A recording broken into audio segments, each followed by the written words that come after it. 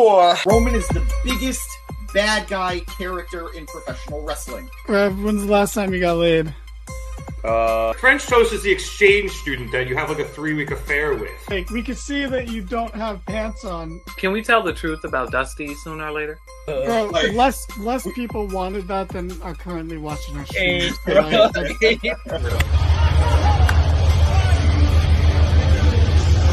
And you know Vince, and you still think, are these true? It's like... Welcome to the Mark It Down podcast.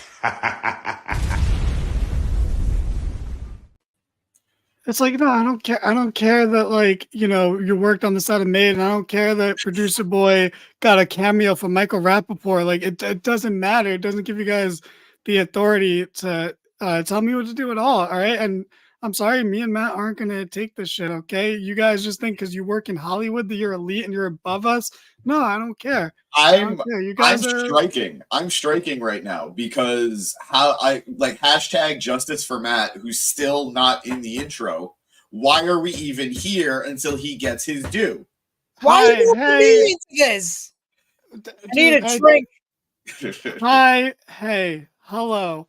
Welcome to a Mark It Down production. My name is Alvin. I am joined by Simon and Theodore, and we're here to jeer about Monday Night Raw, my guy. Once again, welcome to all the Marks, to all the crybabies, and to all the Johnson lovers, or whatever you want to be called. I don't know. Johnson and Johnson? I love a good Johnson. The rockier, the better. I was just giving that an appropriate amount of silence, so it's easier to clip out. Okay. Anyway, Monday Night Raw, go home show before Elimination Chamber. We're going to talk about it. Like I said, I'm Alvin. That's Simon. That's Theodore.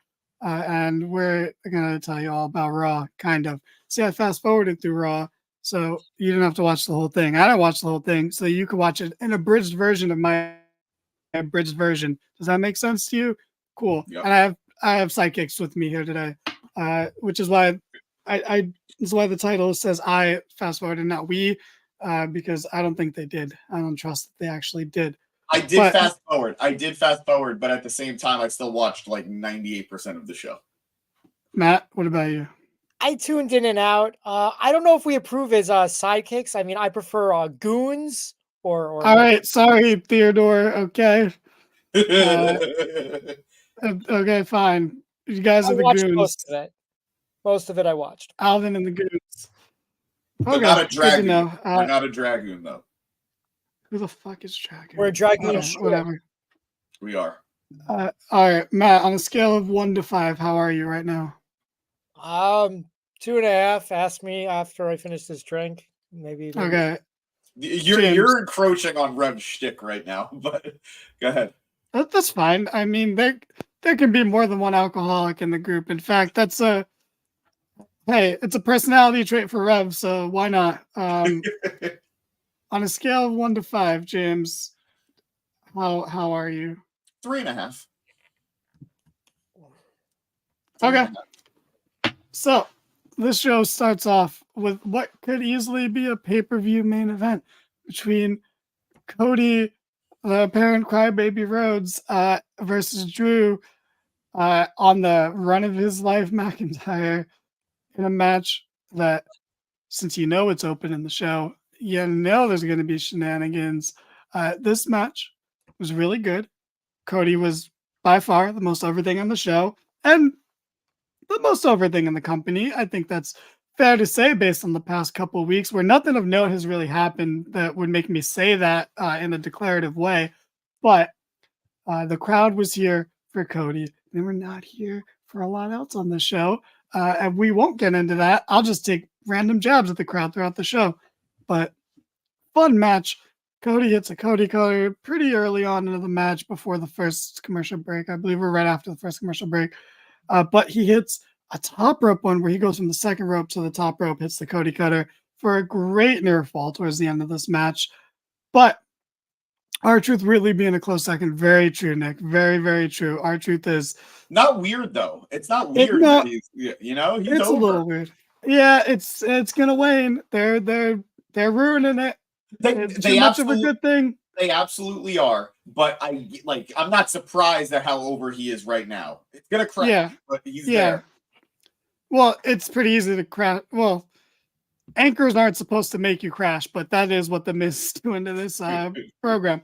But a fun match, good stuff. But the end of this match had shenanigans. It had bloodline shenanigans where Jimmy, the loser Uso, distracted the referee.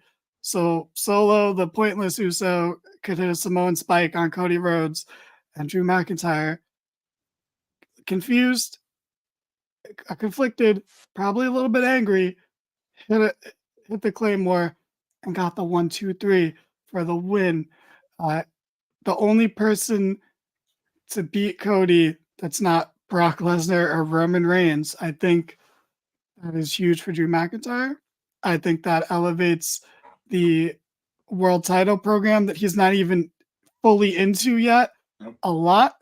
And I think this is just a fine advancement of the Cody bloodline story. Wild they're pinning Cody, but that just makes me think that, hey, maybe the babyfaces could win this supposed tag match on night one.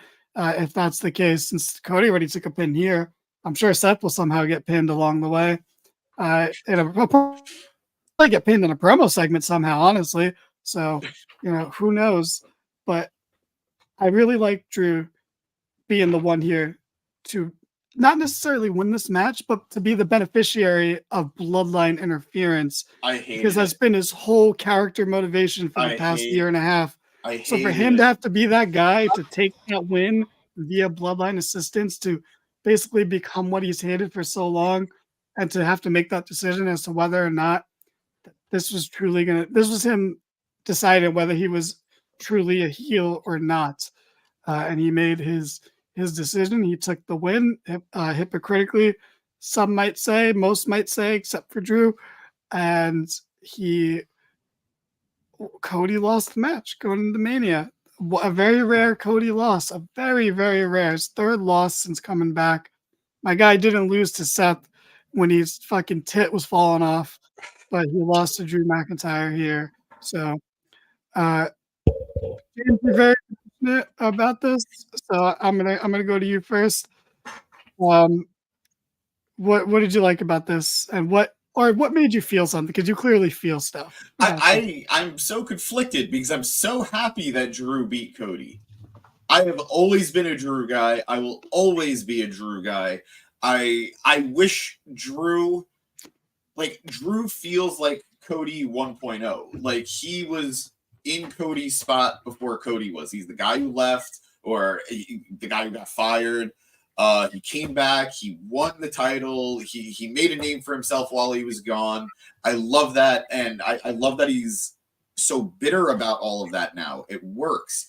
I hate it because the one thing I've loved about this Drew turn was everything has been honest. Everything has been.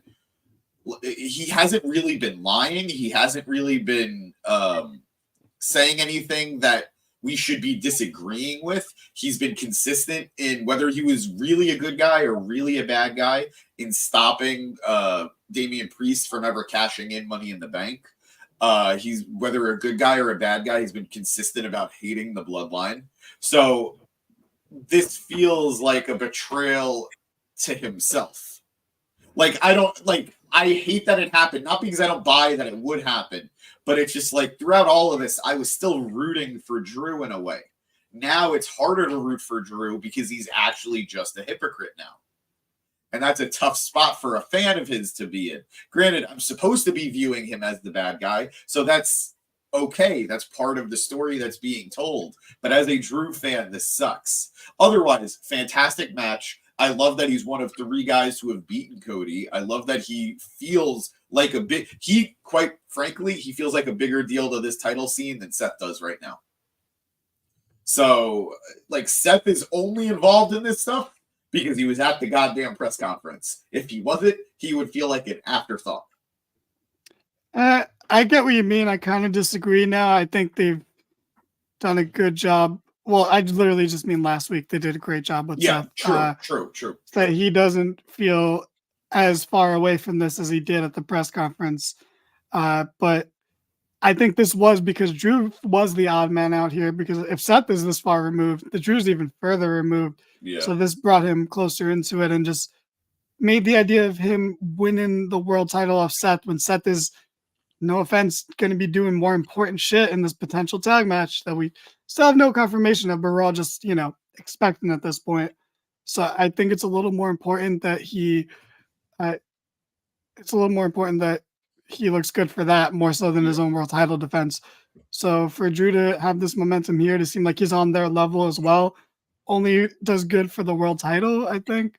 And it's one where I don't think anyone's really talking about Cody losing. So I think it's all's well that ends well. No one looks bad coming out of here.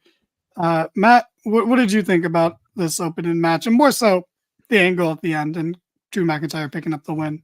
Yeah, I didn't catch all the match, but I definitely caught the openings. Right off the bat, I noticed, I think Cody has new gear. There's a lot of new gear tonight. Well, I'll chime in every time we talk about someone with new gear, because I tend to appreciate those kinds of things. But it's like you said, like, how is this an opening match? Well, it has to end in shenanigans. I will say I was impressed that it didn't end the way I thought it would. For me, this kind of match is the kind of match that when Vince was at his worst, this would be in his Drew. Oh yes, yeah, Drew beat Cody. That's what we're talking about for sure. In Vince's worst days, this is a match he'd book to main event Monday Night Raw, and it would end in disqualification. Tonight, that's not what happened. It opened. We figured it would be maybe a DQ. Turns out Cody gets pinned, but there's shenanigans involved. I liked it. So it kind of like, it was what we expected, but it had a twist, is what I would say. And as far as Drew being, like, I understand where James is coming from about being like upset or disappointed that Drew is now involved with the bloodline in a certain way, at a certain angle.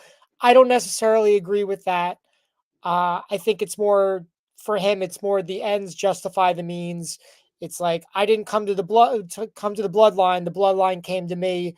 They interfered in my match. What am I supposed to do? Nothing. No, I need to finish this off, because we've seen Drew hesitate in the past. That was the whole thing with his, one of his matches with Seth for the world title. Like, Seth was hurting and like Drew was hesitating, and like Seth was able to take advantage and come out on top. So Drew isn't hesitating anymore. He's getting the job done, and it's just, that's what it is. And we're just going to have to deal with it. And I liked it. Well, So, you disagreed with my opinion, so therefore I do not respect it or you. That's fair. I was gonna say, Matt, you gotta, when you disagree with James, you gotta put him down a little bit. You gotta add a little, throw some salt in the wound. Look, It's how we prefer. We don't agree. That's fine. Just know that I hate you. There we go. Okay, there we go. All right. Equal playing field here. All's well that ends well. Just some loose ends from later in the show. Cody's backstage being helped. They're looking at him like, oh, we kicked the bloodline out. Not an important detail. Won't come up later. Seth walks in, just pats him on the leg, and walks out. Cody giving him a nod like, yeah, I'm going to have to accept your offer. So, it's going to interesting stuff. And then Drew, when he was interviewed about it later, he said, no, I'm not a hypocrite. He's like, I'm the good guy here. I am the man who saved WrestleMania. And he's like, yeah, I don't care. I have to keep in mind the world title, and I have to focus on that, win an elimination chamber. So I didn't go out and attack a bloodline, because I have priorities and I am thinking big picture where everyone else is thinking small picture. Anyway, video package for Andrade. Who gives a shit? Literally nobody. Next.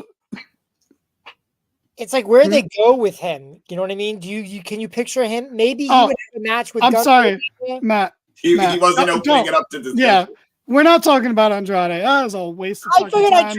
We're not wasting anything on this fucking loser, my guy. All right, my guy's only hired because of who he's married to. He's only rehired because of who he's married to. We're not gonna waste time on that. The worst thing that happened to Andrade was signing to Raw, because now he's never gonna get coverage on this podcast. And nor does he deserve it. He's only on Raw until Charlotte gets healed, and then he's gonna get drafted to SmackDown. Fucking guarantee it. Or worst case scenario, Charlotte comes from Raw, and then maybe we cancel the Raw fast forward. But anyway, we've wasted too much time on this Perfection fucking so far, Danny. Perfection. deadbeat. They're good, but Uh, it's like, who the cares? fuck That's is the this? problem. Yeah, I agree, but I feel like you're trying to talk about it again, and we're not doing that. So, after that, we had the women's battle royal for the last spot in the chamber. And now, right off the bat, elephant in the room, Jade Cargill, not in this match. Thank not God. gonna be in the chamber. Thank God. Now, that is a double-edged sword. You know, I'm gonna err on the side of it's good, because you don't want to put her in a match that she can't win. The Rumble's one thing, that's fine. 29 people don't win the Rumble. And that's okay. And you don't get pinned in the Rumble. Exactly. In the chamber, she would have to get pinned. And yeah, they could have had 3 women like stack on top of her to pin her, and that would have been fine. No, yeah, you wouldn't have liked it. A lot of people wouldn't have liked it, but it wouldn't be the end of the world. Yeah. It wouldn't be a burial. Yeah. But instead, we're just not doing that. And that's probably a good thing. Kevin saying Jade would be mad boring in a chamber match. I agree, honestly. But I do think they would book it around her to make her look as good as possible. She'd be a late entry who would come in, clear the ring of however many women are in there already. Then 1 or 2 of them would start beating her down, and then she'd be out of it for however long until she has her finale spot. That would have been it, really. Yeah, sure. Or she could have came in with all 5 other women in the ring, eliminates 2, the 3 stack on top for whatever. But her not being in it is for the best. But the downside of it, it's a significant hit in star power, where this chamber was almost perfect. It was almost perfect in terms of lineup. It was that close. And there's not shade on the 6th participant. It's just it was that close to being perfect. No, I agree. Lineup I would have preferred. We'll talk about the winner, but I would have preferred so many of the women that were in the match, in the battle royal. Oh no, we're gonna talk about it. I disagree with you already. Really? But, yeah. Unless, well, I'll see. Besides the one person. Okay. There's no one better in this match to have been in the chamber, unfortunately. So we'll talk about the match a little bit. For some reason, Natalya got an entrance. That was fucking pointless. But she did the Saudi Arabia stuff, so they wanted to hype that. Sure. She gave her glasses to a kid. That kid did not give a shit, bro. That kid will never care about that. It was agreed, but at least he gave her the high five back. He didn't like like Dana Brooke. He didn't want to though. Like if he really, you could tell that kid was like, "Who was that?" Dad, do I have to? Yeah. It's like I really wanted Cody, but okay, since you paid for the cheap side of the entrance ramp, I have to settle for Natalya. But all right, brutal. Sorry, we're not Natalya fans in this pod, and I will not accept any pushback on that statement. So this match, okay, yeah, Natalya threw her tag partner out. I'll just say that's a callback to the Rumble where it was the roles were reversed and Natalya tried to throw Tegan, but Tegan reversed it. Fine, don't care. I will say one thing, comparing this to the Rumble, the women's tag teams, once again, actually looked pretty good in here, as in like they worked together. And yes, Natty and Natalya, or Tegan and Natalya, Tegan and Sarah tried to throw each other out of the ring, but that's a callback to the Royal Rumble. But like Alba Fyre and Isla Dawn, like they worked together in this match. Zoe Stark and Shayna Baszler worked together until the bitter end in this match. So the tag teams sticking together here, looking kind of strong. No, you didn't hear Natalya get a pop in 2024. That tweet is wrong. But I'm a little upset. Casey Catanzaro was in this match, didn't have any crazy battle royal saves. I was like, what was the point? But okay, why not? Producer boy really leaning into the Natalya hate in his Twitter searches now. Good stuff. But this match came down to 3 or 4 people. Zoe Stark and Shayna Baszler were 2 of them. They worked together the entire time. They saved each other several times. They are solely trying to keep this women's tag division alive. Okay. I'm gonna mute producer. Gonna carry on. You don't got to acknowledge it. just power through. They work together against a returning Raquel Rodriguez, who's back from. I'm sorry. She don't know. was ill. She wasn't hurt. She was ill. She was dealing with an illness, and she made it very Gotcha. clear. She made it very clear in her description that one of the symptoms was diarrhea.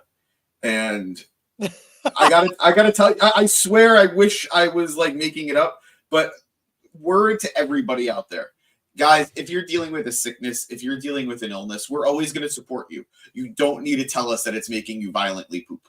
Like Kenny Omega. Kenny Omega has diverticulitis right now. His insides are literally trying to kill him. We all know he's having a bad time of it in the bathroom, but he had the common decency to not tell us it. I'll say at least she didn't say she had anal bleeding. What? No, I didn't get rid of him. I didn't get rid of him. I know you did it because you were leaning back. I was going into the bit. I was going into the bit. The what is literally what Booker. You gotta say like what? Like you gotta do it in a deep voice. Yeah. I can't believe it's come to this. We're talking about diarrhea on the stream. Like I make a lot of shitty jokes, but I don't find poop jokes funny. You know?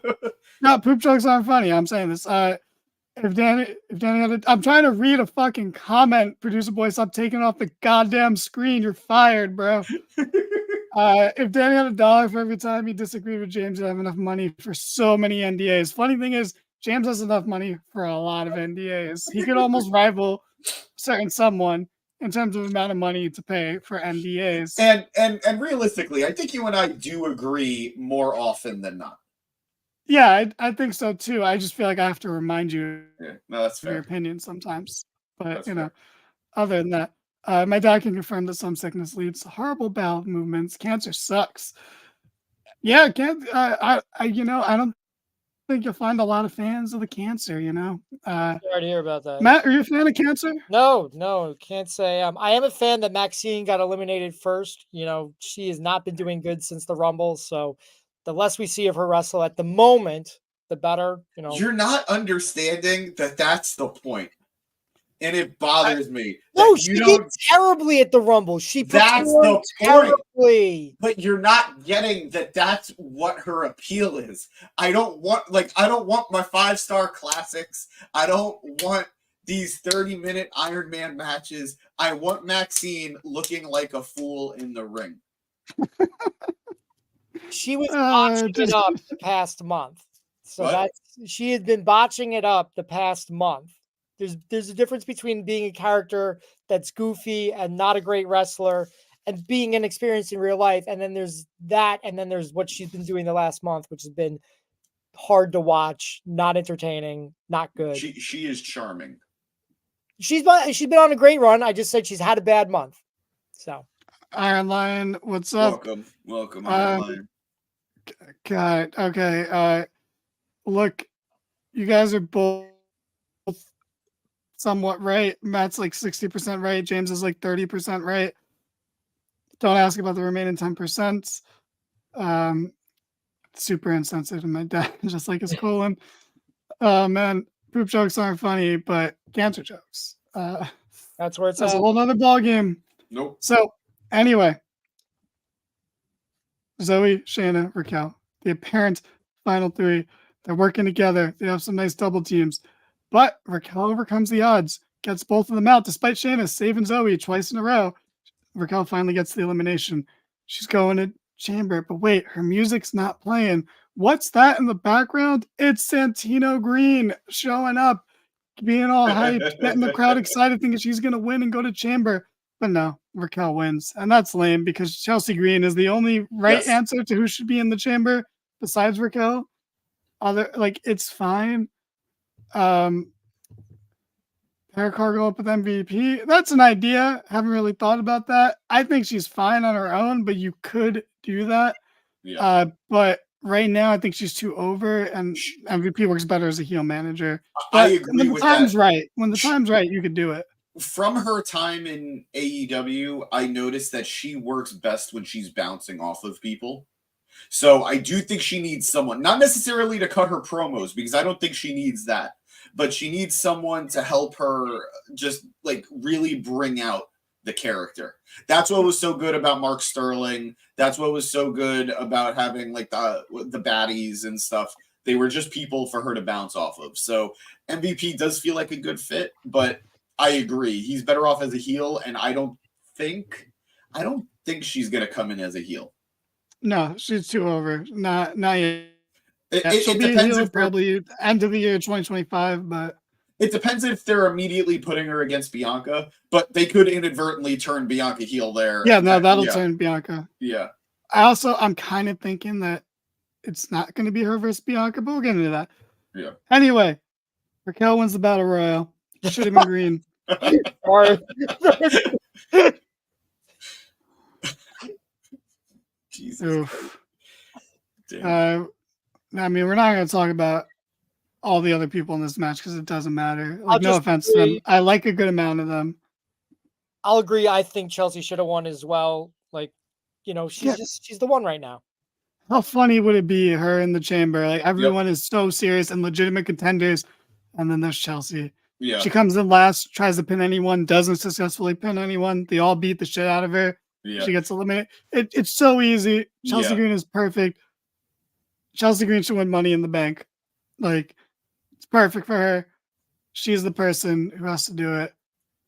Jesus Christ, James, turn heel. Yeah, James, you gotta turn heel. I can't, man. It's not in my nature. I'm sorry. Bro, you're such a bad. Bro, are you kidding me? Hold on. No. You're gonna find something bad. I don't want to deal with it right now. Like maybe Chelsea in the chamber, like she demands to have a seat while she's waiting in her pod. I mean, that would be funny. And even if it's just like the traditional heel stuff that we see in the chamber, like she does everything she can. Right? You're not a bad guy. Yeah, that's what I thought. If one of our banners say it, right? Like even if it's just like traditional heel stuff, like she doesn't want to get out of the pod. She does everything she can to like stay in the pod. She'll close the door. She climbs to the top of a pod. Well, all like classic stuff, but with that Chelsea spin would be a lot of fun. But agreed. We can't spend too much time talking about the what ifs, unfortunately. That's a good one. But Raquel won. I don't actually think it's a bad thing. No. I think she's going to play a perfect role of the substitute Rhea Ripley in this match. She's the stand-in for Rhea in this match that the other women in this match who aren't as big and strong are going to have to overcome. She will play her role well. She just falls a little bit short of the star power that the others have. Yeah. It's like former champions and Tiffany, who's going to be a multi-time champion, and then Raquel, who might be champion one time, but it's not the most inspired choice. But they pushed her very strongly in this match. She got a lot of eliminations. She looked good, so it's a fine choice. It's just not Chelsea, unfortunately. She did have new gear. There was a lot of new women gear. I'm not going to go through them all, but everyone looked great in that match. All right, cool.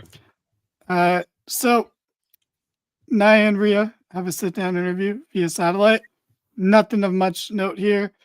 Rhea gets the last word, and then she looks very angry, Nia looks very angry and festers and lingers, which will come into play later, probably, maybe, who knows.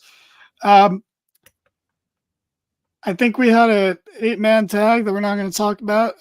It was DX versus Judgment Day, and Judgment Day won. Don't care. No need to talk about it. You skipped over Chad Gable. Like, what the hell is he doing? He's getting a little backstage promo for his match later in the night. Yeah, we don't got to make huge notes of these things. Love Gable. This is small detail. I love Gable too. We'll talk about Gable during his match. Give him the appropriate time. We're gonna skip over a lot of stuff too. But anyway, I'm sure some other stuff happened. But Becky Lynch came out, cut a promo, interrupted by Liv Morgan, cut a promo, interrupted by Raquel Rodriguez, cut a promo. They didn't say anything about, hey, Liv, we're tag partners. hi, I'm back. Interrupted by Naomi. Cut a Oh, that's a promo. good point. She said like 5 lines. We'll talk about it after this, Iron Lion. We have to. No, we won't. We have to. We have No, to. we literally don't. I have no idea what you're talking about. Who was that guy? What about the cowboy, the 18-year-old cowboy? That I don't know what you're talking about. Yeah, what? They had 2 UFC callouts, and then they had like a bull rider callout, which I didn't get that one at all. We're struggling to get Danny on board with the UFC call out. If you think we're going to get him for the bull riding call out. How much of the show I watched? Like 67% probably. That's better than I thought it would be, yeah. Enough to pass. I like the opening match. I enjoyed the battle royal. I wouldn't say it was great, but anyway, they all say they're gonna win Elimination Chamber, and like none of it was like super noteworthy. It was all just there for the most part. I kind of thought Naomi sounded a little like what I don't know. Everyone kind of sounded whatever. I don't even want to pick on anyone. No one was like particularly great, but they get into a brawl. Actually, no, Tiffany was great. Liv was better than I usually think she is. I disagree. I think Liv is normally better than she was here. Really? I think she was very bland here and didn't get over her revenge-driven character much at all in this promo, but this is why I don't want to talk. I don't want to harp too much on it. Liv Morgan fans are scary, but Tiffany and Bianca were throwing a lot of shade at each other. This could be the best. That's why this lineup is stacked. That's why Raquel just falls a little short of the match, because both chambers are very stacked, and that's one thing I like more about chambers this year, is that they're just stacking them instead of having the mid card guys who have no chance. The people like Tiffany's not going to win this match. She's going to look so fucking good coming out of this, and people are going to be like, she's going to be champ one day, and that's great. God, I feel like Kofi's been that person before, but he got taken out of it. So yeah, Tiffany and Bianca were throwing a lot of shade at each other. So I actually think there's a chance that could be the WrestleMania match, the way they really heavily leaned into that here. Yeah. And then, hey, Naomi could face Jade. Jade could face Nia. Jade has a lot of options. It's not just the Bianca one. I pray it's not Jade versus Nia, because I think Jade is better than people give her credit for. But there's neither woman is capable of carrying a match like that. In 4 minutes, it's just got to be 4 minutes. I guess that's true. It could be a quick squash match. That's actually the best solution. I don't want Jade to have a 15-minute match at Mania this year. It needs to be 7 minutes or less, and it could be awesome, and that's fine.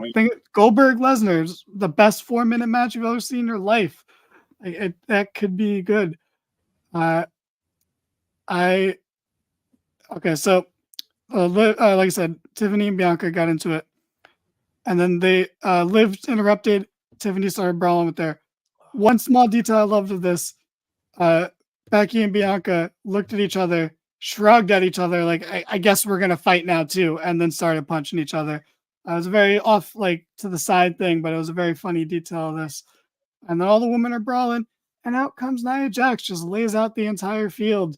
And stands tall, beats up everyone. She splashes Bianca and Becky in the corner, take them out first, and then easily kind of takes out everyone else. Double-edged sword. It makes Nia look good, and they made it a point in this that people weren't talking about how Nia could be walking out of chamber. But it made her look really good. I don't think you want to do that to all the participants in the chamber. But I also think this is going to fly under the radar. No one's going to care, and no one's going to remember this. So it's not a huge deal.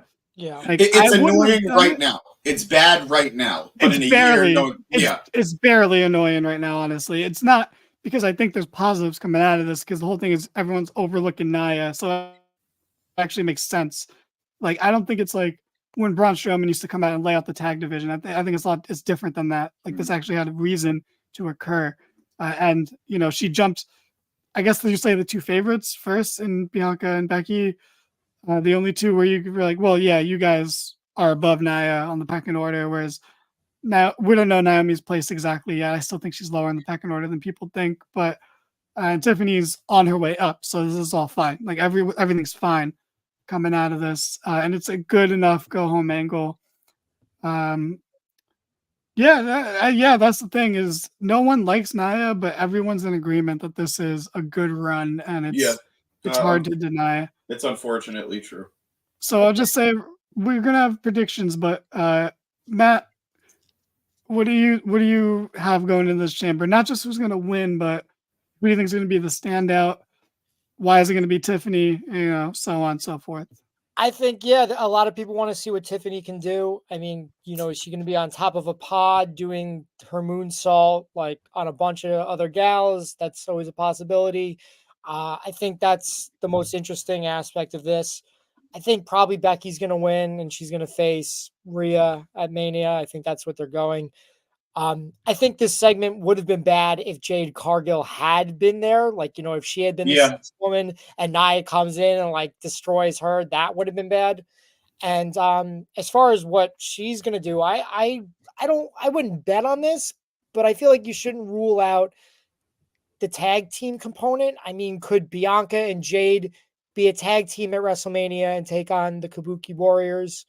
Maybe they don't want to put Jade in a singles match in her first going. Maybe they want someone who's reliable and has shown that she's a main eventer in WrestleMania like Bianca Belair to kind of help guide her. But so, yeah, like I said, I think those are my thoughts on all this. Yeah, I think we talked about that one of these past weeks of them potentially teaming up, and I don't think it's terrible idea. You can extend Bianca's undefeated streak a little bit longer. I think if you can get it to 4 or 5, it's a lot more impressive. 3, I think RVD was 3-0, but that was across like 6 years of only being a WrestleMania 3 times. But it's a lot more impressive if she's able to push it a little bit further. But that is an option. James, do you have opinions or can I skip over you? No, I'm in agreement with you. I think they accomplished a lot. I understand people not necessarily liking the Nia aspect of it, but I think you made a very good argument as to why it worked. And I keep doing my best to not get worried that Nia might actually win. I know the rational part of my brain knows she's not going to beat Rhea. I know that. But what if? That's all I'm saying. What if? Because realistically, yeah, that was good. I'm sorry. Clip it. It could. Thank you. It could lead to a triple threat at Mania, where Becky overcomes both Rhea and Nia. And is that what I want? Not really. I want Rhea versus Becky, but I feel like we're getting a triple threat somewhere in this fucking Mania. It's either the World Heavyweight Championship, it's the WWE Championship, or it's the Women's Championship. I don't know, but it's a damage control triple threat. It's gonna be damn.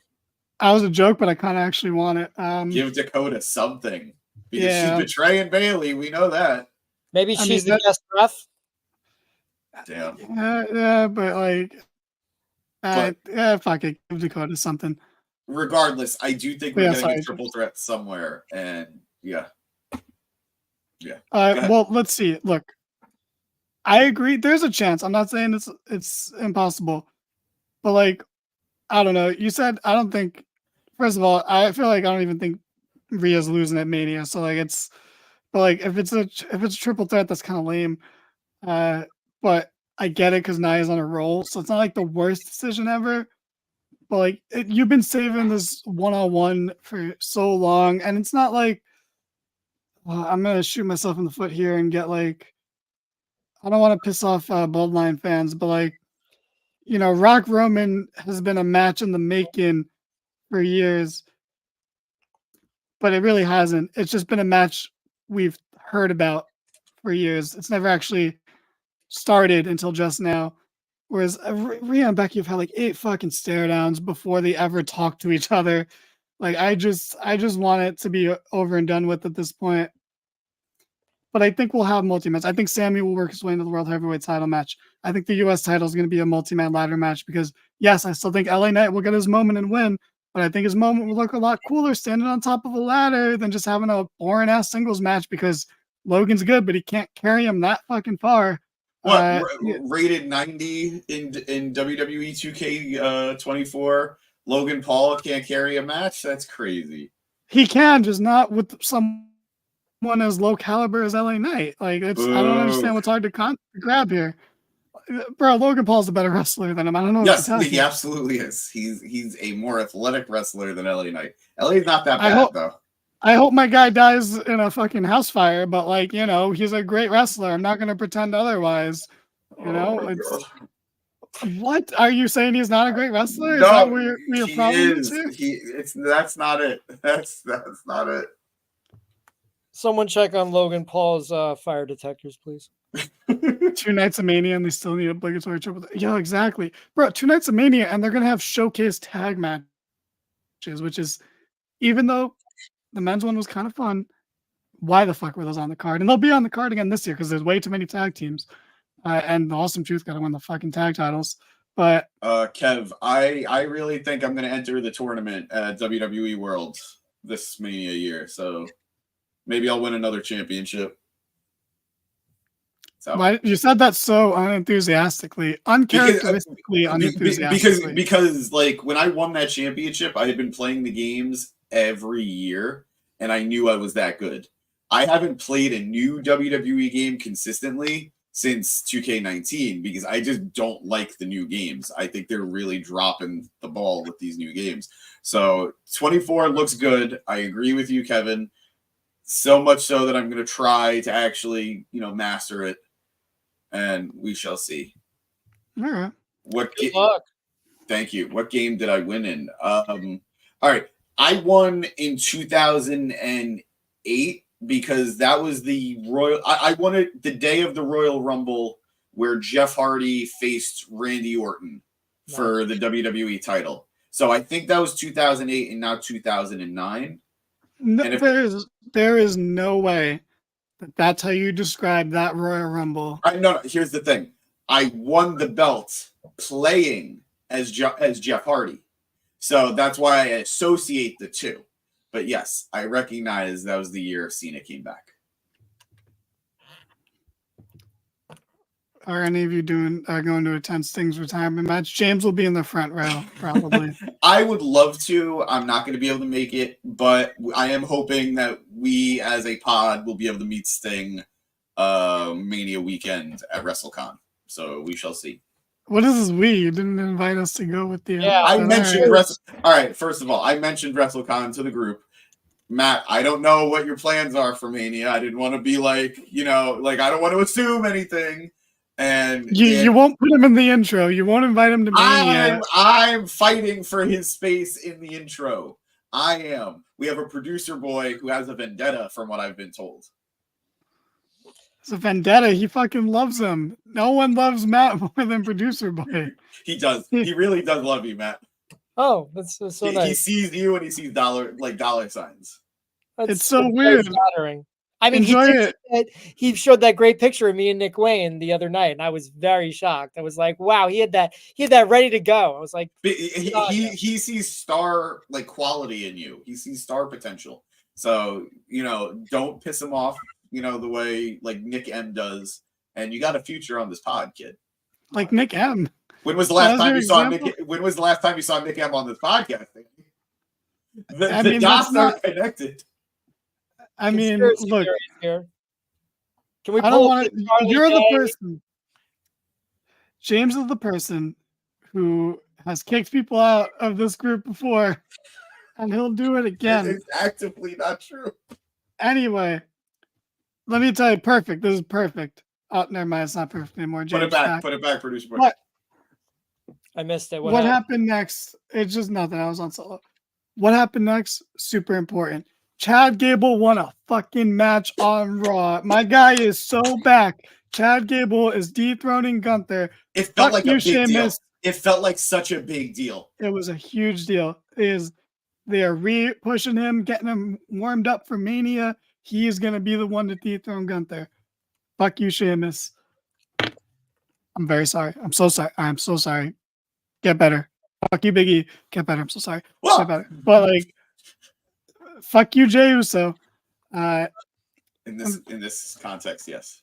And in most contexts, but it's gotta be Gable. I want it to be Gable. Sheamus, just retire. It's fine, bro. It's fine. You redeemed yourself. People don't hate you as much as they used to. Just take that win and go home. That's that. Please, please, please make it Gable. I want it to be Gable. My guy is so good. He wrestles the perfect style of WWE match. And yes, he just wrestles like Kurt Angle. Kurt Angle wrestled the perfect WWE style match. Like it's just, and he does that, and it's great. It's so great. I love it. I want him to be the guy to dethrone Gunther. That match was maybe my favorite WWE match last year was Gunther versus Chad Gable. It was perfect, and I Really? want that at WrestleMania. Yeah, it was so good, and I'm sure there's other contenders, but like better than the Gunther triple threat at Mania. Yes, Wow, because the emotion that's a was big there. praise. That's big praise. That match was the best match of Mania weekend, but I like this match better because it played to Gunther's strengths perfectly. It played to Gable as an underdog babyface. The triple threat was great technically. I'm not invested in Sheamus' story beating Gunther. I understand most are. Most people are wrong though, and that's fine. But Drew being in there, that's a fine story. Nothing against that. That was a perfectly serviceable triple threat story. The Gable one was so much better, and it was so much shorter. Exactly, bro. Imagine my guy, bro. Imagine he lost his hair too. Oh my god, unbelievable. Gable has all the tools to be just like Kurt Angle in every way possible, but including the family, I think. I forget how many kids Kurt Angle has, but I am so here for this. There was Sami Zayn. Look, Sami Zayn had a promo. And he talked about winning a championship. He dropped it from world title just to championship. So now some people, including our very own Dylan, think that it's going to be Sammy versus Gunther. I don't want that. I don't. Sammy has to win a world title for his story. And I'm sorry that story is becoming almost like a taboo word now amongst wrestling fans, but it has to be Gable. Matt, are you with me? For the most part, yes. I'll take it. I preferred Gable over Sheamus, even though I think that's also a good story. And I think you're right about Sami Zayn. I think that's what WWE might go for is Sammy versus Gunther at Mania based on this latest promo. It's like, where does Sammy fit into WrestleMania? And I think that's what they're most likely to go for. I do also like James' suggestion on Friday, which was, what if Big E comes back? I would love to see like I think that's the coolest one. Is even though I do really like Gable, he needs to win a championship. I think that's more interesting than say Sammy regaining the IC title. Yeah, having Big E show up at Mania, like have Gunther do an open challenge. Big E answers the challenge and beats Gunther. I think is awesome because it's like feel good that Big E has come back and is competing. He's won the IC title. Yeah, he's won it before, but it's going to be a feather in anybody's cap. It's just who's going to benefit the most from it. It might be Chad. I don't think it's Sammy, but I know I'm all over the place right now. But like I said, I am mostly with you on Chad, and I love this match tonight. I will say that. Ivar's doing great stuff. You know, he's been a singles competitor before, but never in WWE. And I think they had an awesome match. And I hope they have some big plans for Chad Gable at WrestleMania. So I see what you're saying. Don't let James pollute your mind with his bubblegum rainbow feel good bullshit. Nothing feels better. I love Big E too. I don't want to see him beat Gunther. Producer Boy says, I don't think Gunther loses the Mania unless it's Gable. That I agree with, but I don't think it needs to happen there. That I don't agree with. no, it needs to be a Mania. Eric, I don't know how to say this. Go fuck yourself, I want to say. It has to be a Mania. You don't have to, but fuck it.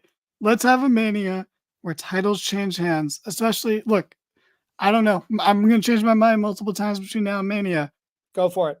I think all the men's titles are changing hands, and I don't think either of the women's titles are changing hands. Wow. I think Io and Rhea retain, but I think Cody wins, Drew wins, or Sammy wins if he's in the match, and Gable wins, and then obviously LA Knight's gonna win the ladder match, and that's fine. Sammy could be in the ladder match too, just saying, putting it out there. I'm manifesting the Logan Paul match to be the ladder match because I think Logan Paul in a ladder match sounds great. I mean, it's happened already before, but I miss having someone stand on top of a ladder victorious at WrestleMania, and I don't want Money in the Bank to stop being its own pay-per-view. So do a mid-card title match, ladder match at Mania. You get more people on the card that way. Hell, you could put some of the guys, let's say, people really want to pretend that it isn't, but one of the best workers in the company put that shit on Gable. Fuck yeah, bro. No one's pretend. I think people don't want to admit it, but they're not pretending he's not. It's just something they don't acknowledge. But I really think. So I forgot what I was gonna say about the ladder match, but you can put a lot of people in it, and I will say with Ivar, because just complimented Ivar. He's doing so much better than Bronson Reed since Bronson Reed came back. Absolutely. Absolutely. Bronson Reed made a legitimate mistake coming back to WWE. Maybe it was the convenient choice. Maybe Andrade did too, but that's for different reasons. I mean, he's doing less now than he was in AEW, which is impressive, but he is exactly on the same level as he was in AEW. But Bronson Reed made a genuine mistake coming back because they were building him up as a big, big deal overseas in New Japan.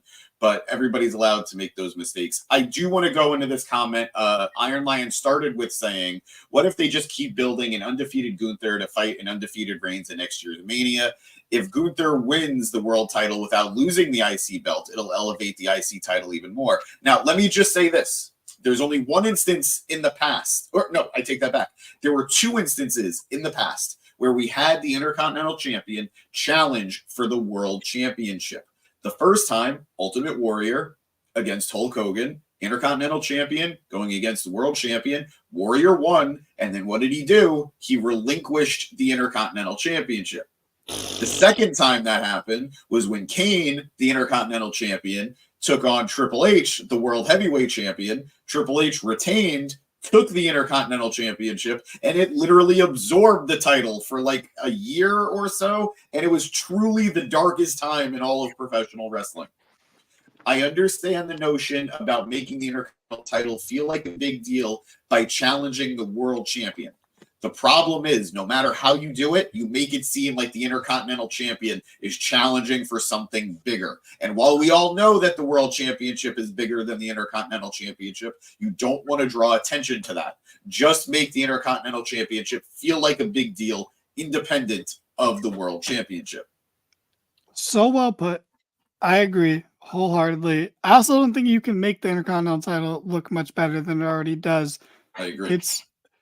It's been Kevin with a good comment. Sorry, I missed this one, Kevin. Gunther losing to Andrade. I'm gonna lose my. To be honest, that's like a turn off and stop watching sort of thing. That's like a I'm gonna go back to just watching AEW again. That's how we get Danny to finally switch over to SmackDown as opposed to Raw. Yeah. Oh fuck. But I think that was so well put. I agree. I don't. And look, Seth held both titles. He held the US title and the WWE title. It was awesome. It lasted a month. Becky held the Around the Women's SmackDown title. It was awesome. It lasted a month. It's a cool moment. But then what? What happens the next day? What happens there? It's all downhill from there for the second title in that situation. Exactly. Absolutely. No matter what. It's not sustainable. And we all have to remember Bash at Berlin? That's the name of the show. That's right in the corner.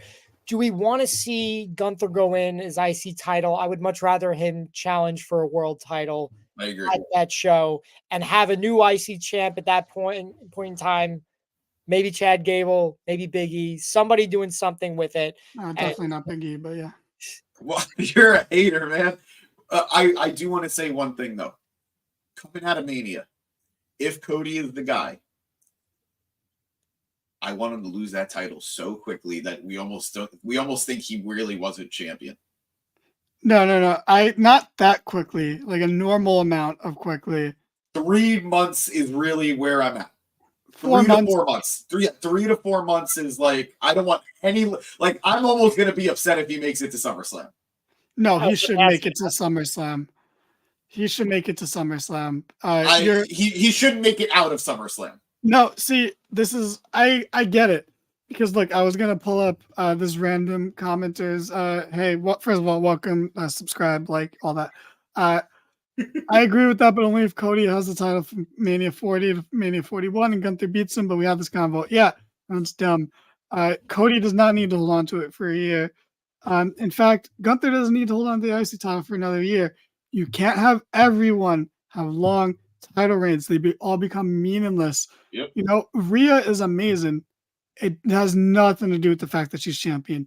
She is above the title right now. Yeah, it's secondary to her, which is fine. Even though I think she's going to retain, I think she's going to be the one to still have a long title reign coming out of this.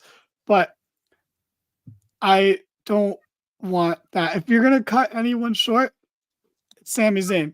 Sami's in the World Heavyweight title triple threat. Sami Zayn wins it. And he loses it to Gunther at Bash in Berlin. And then that's that. Because that's when a babyface is that good, you have to rip things away from him that quickly.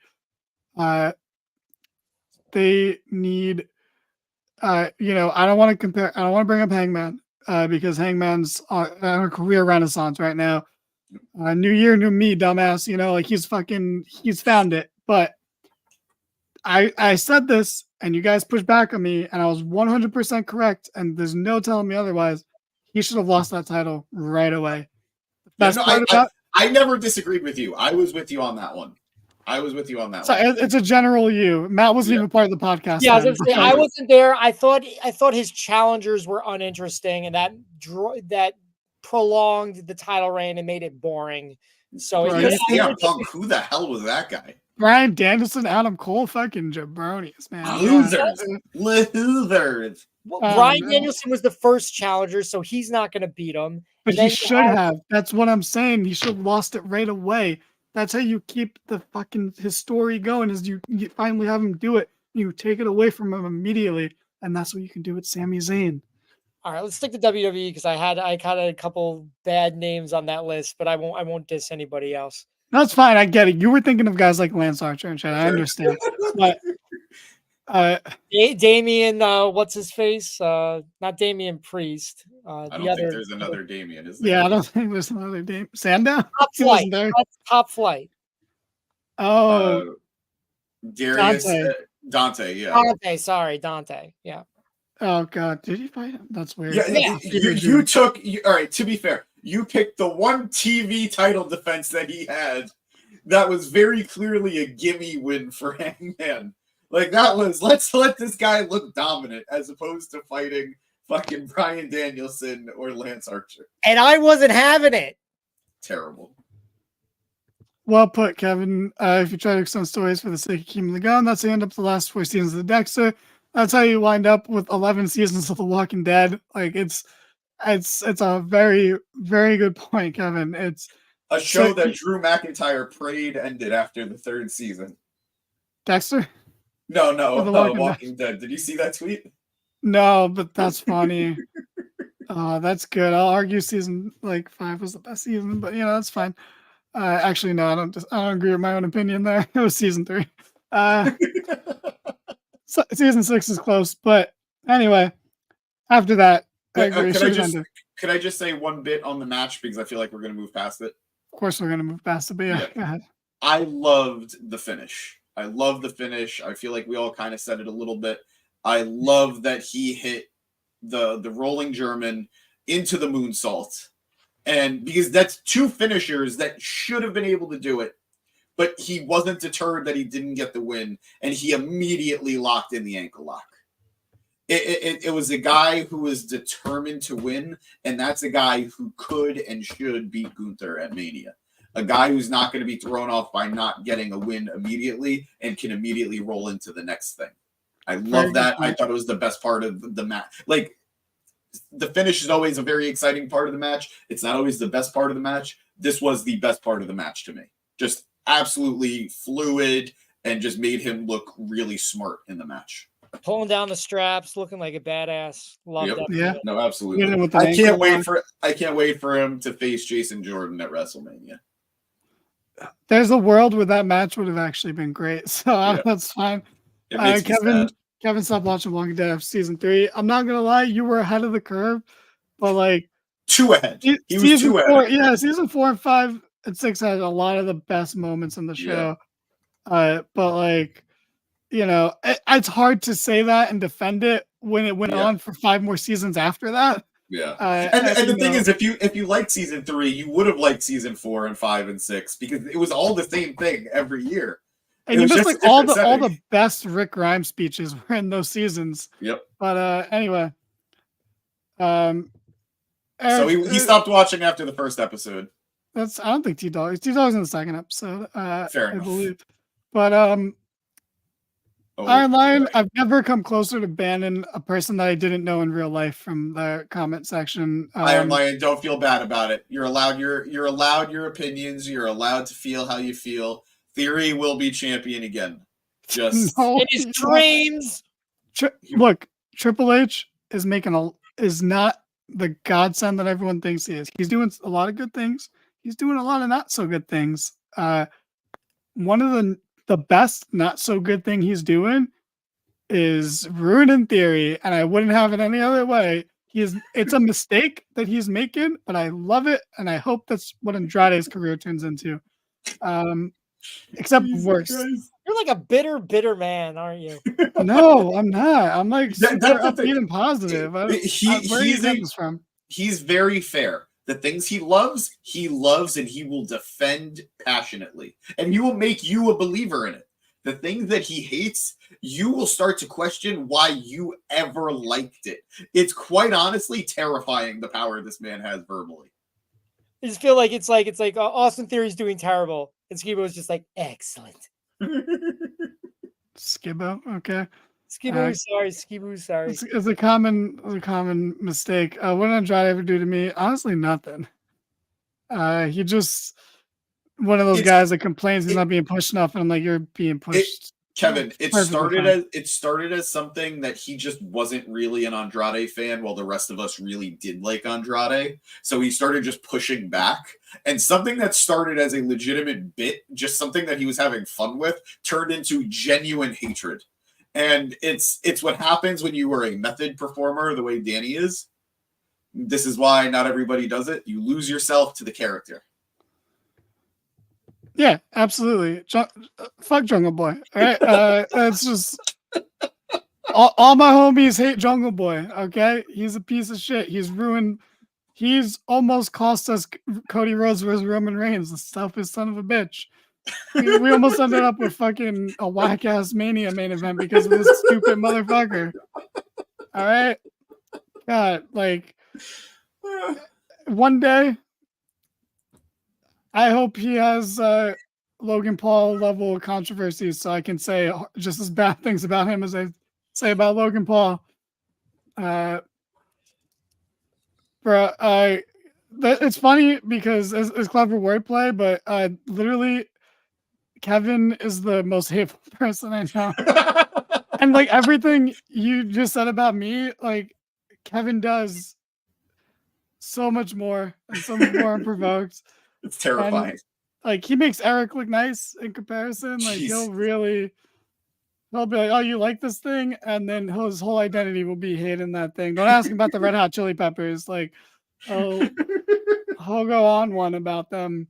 So I'm actually the calm one in that terrifying. trio Genuinely of Fall terrifying. Guys players. Novak from our comments is pretty chill too, but it's a flake. Give me a break. We've all had parents that have cancer, Kevin. Okay. Let's just move forward. Yeah, I mean, there's nothing else to talk about. I don't give a fuck about the main event, but we'll talk about it. Gunther took on Jey Uso in a fun match. I don't care though. I'm not. No, I cared because I didn't want Jay to win. Yeah, okay. I'm with you there, and I care because I don't like how much assistance Gunther got in here, but I understand. I'll let it go because it's serving a greater purpose for a match I don't want to see at Mania between two brothers. Just a thought. We need more entertainment general managers. I agree, but also Yeah, I do I'm too. fine with not having it because it always backfires. It never ends well. It always becomes too much. I'd rather have them be neutral, subdued people like Pierce and Aldis. That's fine. Oh man, I misread that. I thought he was saying like managers, like valets and stuff like that, like Paul Heyman's. Not. No, you're right. Yeah, I'd rather them not feel that important to the story. What's Eric better, producing this show or Wins and Fall? Honestly, it's like neither. He's what is he producing? He's just putting tweets on the screen, and then Fall Guys, bro, it's like we're playing. It's like we're going to run a marathon, putting ankle weights on. That's what playing Fall Guys with him is like. So I'm genuinely scared to start playing with you guys because I'm decent. I'm not amazing. Oh no, none of us. I mean, besides Kevin's brother, like who's really good. Like we're all just fine. But like Kevin's brother's really good. But you should be more worried about the shit that we say, and by we, I mean Kevin, his brother, me, Eric. You're gonna hate it based on what we say here. It's way worse. There's a difference between saying it and hearing it and reacting to it on camera versus what happens in a game chat. Game chats are a very different environment. Yeah. I've never. So anyway, that's what fair. Wait, I've never played Fall Guys. Yeah. That's fine. The window closed a long time ago. Me and my friends just don't let go of things. We kind of just Knockout City until the very end. You see what I mean? Like, now that I've said this, the wheels are turning in Kevin's head. He's already thinking of things that are gonna he's just gonna try to provoke, to invoke a reaction out of you and to offend you. And you're not supposed to feed the trolls or whatever, but like, we get into it because it's kind of funny. But like, I don't want to. I mean, anyway, it's one of my best friends, by the way. But Jey Uso took on Gunther. Fun match. I didn't care. Like, I'm in two minds. I love the spot Jey Uso's in. I just don't care about him personally. Like, I love, and I think back to War Games. I love that we had Jay, Cody, Seth, and Sammy, and we have these four incredibly hot baby faces. They are the only people who get big reactions on Raw every week consistently. Like, yes, Rhea will get a big pop. Becky will get a big pop. Drew will get a big pop. Like, there are people who will get pops, but that's not every city. In a dead crowd, those four will always get a reaction because they've done such a good job of building them up. And that's why that was the best part about War Games, is seeing the only baby faces they've really gotten over. LA Knight doesn't count because he's a fad and he's on SmackDown, and that's a whole different world. But like on Raw, it's way harder, and they did this, and so it's nice to see. So even though I'm not really rooting for Jay, I like that we have another baby face that's on that level that people care about and are invested in and will get a reaction. But fun match until the end, where there was more shenanigans. Jay hit a splash after hitting like 18 spears, each one worse than the last. Is Matt? That was like the first thing Matt said when he got in. He was like, "Hey man, how are you, bro? Why were there so many fucking spears in this match?" It was ridiculous. It was how many, Matt? Put them up again. Five spears. I think you ended up saying 6. Yeah. I was gonna let it go. He was drinking. Okay, cut him some slack. Yeah, my guy maybe could walk a straight line, maybe not. We don't know because we're sitting down. I'm good. But I had one. I don't know. Said 20. You said it's 20. So towards the end of the match, Jay hit some terrible, terrible spears that aren't spears by the end of it. The last three were not, I don't think, qualify as spears, but which is already a bad move. But like, don't water down a finisher like that. Yeah, I've seen enough Jay vs. Gunther. Okay, this I don't want to be mean because this person's obviously 11 years old, but Jay goes up for a splash. He hits a splash. In no world did I think this was going to keep Gunther down regardless. But we didn't have to worry about that because someone in a black hoodie started ringing the bell prematurely. And oh my God, it's DUI Uso showing up for the second time on the show. He ruined the first match. Now he's ruining the main events because we got to have this fucking singles match at Mania because brother versus brother matches always turn out so great. Yeah. Matt Hardy versus Jeff Hardy match was fucking something. That's not even a shot at you, James. Owen versus Brett, though, was good. Yeah, I know, but that was what, 40 years ago? Like, it's, you know. But we're due. We're due. Yeah, we are due. I will say, I actually am going to turn against something that I said earlier. We didn't talk about it yet on the pod. We talked about it before the pod. Matt was upset about Jimmy revealing himself the way he did. I was against him on that, but now I'm for it that he shouldn't have revealed himself because we associate the black hoodie with Solo. And if Jay thought it was Solo and went after Solo and then he finds out it's Jimmy, that would have added a little extra layer to the feud.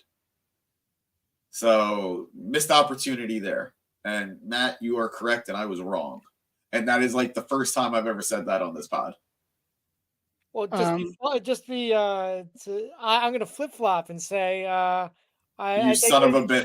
You humbled me, and now I look like a fool to the man who can't count to 5. What? I thought the camera angle was just too good when he pulled that hood over, and it's just like you just look at him and you're like, "You son of a bitch, you lovable loser." I have never felt so dead inside. Do you want to read this comment? Brother versus brother pairings always end up with one of them. I was set up for failure there. And I'm very clearly emotional right now, guys. I was played for a fool twice. But it's okay. But you only said twice once. Okay. You guys and your numbers, man. Whatever. Matt, what did you think about this ending? Actually, I thought it was not good, but I'm just not invested in the brother versus brother storyline.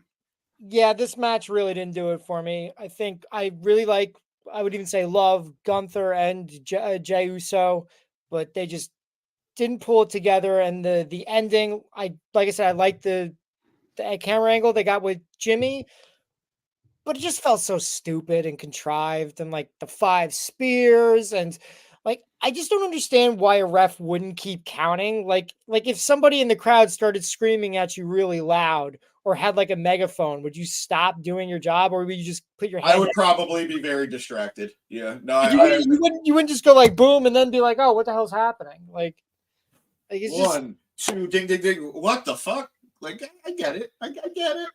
I don't know. It just I feel like they go fast and loose with the refs. Like the ref at Royal Rumble had the eagle eye vision to see that Kevin Owens had. I'll never forgive it. Let me ask you this though, Matt. You're an employee at Walmart, and you see somebody. Don't dox the guy. You see somebody walking out, and you think they stole something. Are you going to confront them or not? I'm not the security guard. I'm not the greeter. No, I'm not doing that. But would you at least be a little distracted? I'd probably keep scanning and be like, "Oh man, that's weird." All right, so you know what? You're consistent. You are the referee who would count to 3, but there are many people who would be very distracted by that situation. But I'm proud of you. You're a strong-willed man. Yeah, I think your hypothetical doesn't hold up too much. You see, I realized it halfway through, but it was what it was. I feel like a Walmart a referee is going to be paid a little better than a Walmart employee And I feel like they would care about their job a lot more than a Walmart employee. I understand you can't connect to like an everyday person who would work the kind of job like a Walmart, but like, as much as you would hate a small time crook stealing from Walmart to probably try to support their family because everything's too expensive nowadays, and you probably look at that person and think they deserve the death penalty. The Walmart employee doesn't give a fuck. I would actually lose their job for Yeah, doing but they something would. They about would. it. They So, would. I will You say know? this. I think it could have been done better. I think immediately my memory's a little hazy because again, this is almost 20 years ago. It was the Team Angle or World's Greatest Tag Team versus Eddie Guerrero and I think Tajiri. And I think Charlie Haas had Tajiri in a submission hold, and Tajiri and Eddie are the tag champs. And Eddie went and he rang the bell. So Charlie Haas thought that it was a submission. He breaks the hold. He's like, I just won. The ref's like, no, you didn't win. I don't know what happened with the bell, but you didn't win. The match is still going. Like, that is beautiful. That is effing poetry. And it fits Eddie Guerrero's character perfectly. It fits Jimmy's character that he's like an asshole and he's always like trying to, F over his more successful brother Jay, but it's just clunky. The problem is you're pulling on a very delicate thread here because then you could ask that question anytime a referee gets distracted by outside interference. Why are you paying attention? Clunky. But it is a common wrestling trope. Oh my God, somebody jumped on the apron. I cannot put my attention anywhere but the person standing on the apron right now. They're like, doesn't matter that I just heard a chair shot behind me. That didn't happen because this guy is standing right in front of me. There's nuances here. There's levels. A Seinfeld reference. There's levels. And so this just didn't do it. But I'll just put it this way. This did not do it for me. The ending did not work for me. And the match was not great. Just a misstep, I would say. And hopefully they do better next time. No soup for you. That's also a Seinfeld reference. But James, I just want to say you're wrong. I don't even fully believe that, but look at it like this, right, Matt? Look, Jimmy, he came out there earlier in the night. Him and Solo interfered in the Cody match. They had a job to do. They did their job. No soup for you. Then they got put away, right? They got sent home. Right there. But Jimmy's not going home. Jimmy's hitting up the bar. He has a drink or two. There's a lot of time to kill between the main event and the opening of the show. He has, I'm going to say 5 beers. Well, let's say 5 beers. I assume 5 beers. If Rev could do some beer math for me and check that out, I feel like an alcoholic can have 5 beers in 2 hours and then make it to their destination drunk, albeit in that time frame. But shows up and he's just like, Since I ate all that food, I drank a beer. Okay, I feel like that wasn't worth it. Unless he's gonna have 5 beers at the end of it. But I drank another beer. it's 2. 3 beers. 4 beers. Oh no. We'll never know. Stone Cold Steve Austin can count to 5. James thinks rednecks are stupid. That's a takeaway there. But anyway, he has his 5 beers. He wanders back into the arena. He wasn't supposed to be there. He stumbles in. That's why he came in through the crowd and not through the employee entrance, which is what we call the entrance ramp. And then he sees the shiny bell and he's like, I gotta touch that. That is so shiny. That is the shiniest thing I've ever seen. I'm drunk. I gotta touch that bell. Touches the bell. And that's what causes the interference. And that's why he has that stupid grin on his face when he unveils himself, because he's fucking plastered. And it makes perfect sense. But I agree. This was like, whatever. This was dumb. I was not into this. And that was our show. So, Matt, you've been on the podcast with us now for what? 7 months, 8 months now? Give or take. Yeah, give or take a week or two. Yeah. But on a scale of 1 to 9, what would you give this show? 4.5. 4.5? Okay, what was your highlight of the show? Chad, again, I didn't really watch the opening match. I think I'll have to go back and watch because it sounds like that was really good. But I really love Chad Gable versus Ivar. That was fun. Give me that match any day of the week. Okay. Thank you, Kevin, for doing some beer math. Okay. Yeah! Okay. Why? Who's fired? Yeah, I feel like I fired you like 2 hours ago, Precious Boy, but Oh no, I think he fired Matt. oh, okay, because you didn't watch the whole show. Wow, unbelievable. James, on a scale of 1 to 13, what did you think of this show? Numbers. Yeah, no, I'm trying to 1 to 13. Yeah. I'd say 7.5. Wow. Okay. What was your highlight of the show? Drew beating Cody was the highlight of my show. As Navarro asks, up Navarro, thanks for joining us. How do we feel about Cody taking an L? I loved it. I love that Drew got this big win. I think it sets a lot of these characters up for a lot of good stuff going to Mania. Navarro, that's not what he said at the start of the show. He's very I love that Drew beat Cody. Because you go rewind and then see who's right. I love that. Fucking hated it. It's in my comment to Navarro. I love that he lost. That's I your hate dad. that Drew became... No, this one's me. I love that he lost, but I hate that Drew became a hypocrite. Okay, producer boy. I've been saying we need a fucking soundboard for like 6 months. So yeah, give me a goddamn soundboard. I need some fucking sound effects. I want to, bro. Matt, you think I'm being like mean now, bro? Wait till I have a soundboard to fucking wield. I'm never going to be able to James in the speak middle again. of a sentence and I hit a fucking sound effect. It's gonna be fantastic. Wait till James goes on a 2-minute soliloquy about something he's super passionate about, and then I play a tumbleweed sound effect at the end of that. It's going to be the... We should use the Dusty soundboard. I think there's one of those. That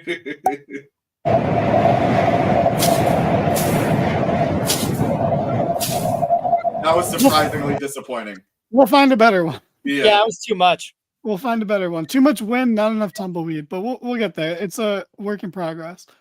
Anyway, I guess thank you guys for watching, or you're welcome, or sorry. I don't know. This was something. Thanks, Matt, for being here. James, your addition was noted. Thank you so much for watching, everyone. Like, comment, subscribe, or don't. Like, you're your own person, have your own thoughts, but like, do as I say. Like, you know. That being said, don't drink and drive. Be nice to animals. Matt, say bye to everyone. Bye, everybody. James, say bye to like 4 people, maybe. Bye, Mom. Bye, Final Girl. All right. Well.